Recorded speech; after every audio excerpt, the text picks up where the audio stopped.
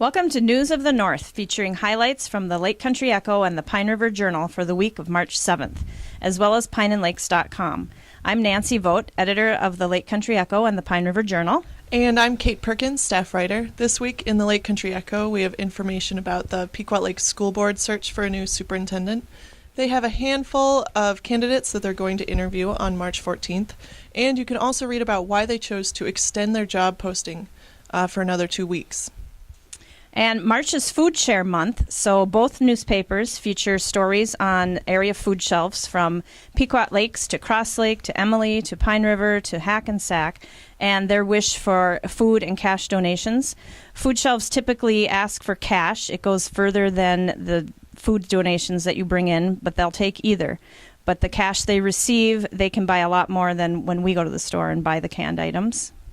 In this week's Pine River Journal, you can read about talk at the Bacchus City Council meeting regarding that city's options for police coverage. The Pine River Journal is also full of photos from weekend events, which you can find at spotted.pineandlakes.com as well. Be sure also to check out spotted.pineandlakes.com for hundreds of photos from the Polar Plunge in Breezy Point. Did you take the plunge into Pelican Lake? If so, chances are you'll find yourself plunging on our website. And the money raised from that event goes to Special Olympics Minnesota. It's playoff time for basketball for the sports teams, and you can get up-to-date information on Pequot Lakes and Pine River Bacchus teams at our website, pineandlakes.com.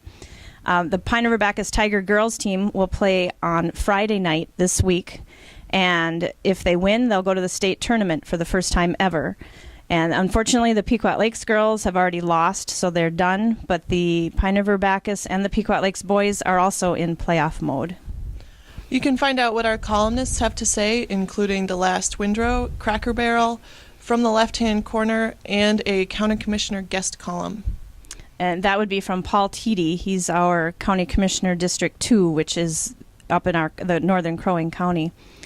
And finally, be sure and find our special section featuring the Cross Lake St. Patrick's Day Parade and other festivities that will be going on now through March 16th. This will be in the Lake Country Echo this week, as well as the Shopper, our Echoland Piper Shopper, coming out next week.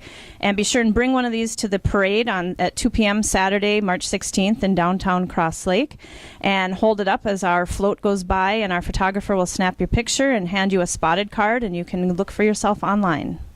So look at all those photos and stories in our papers, and we will see you next week.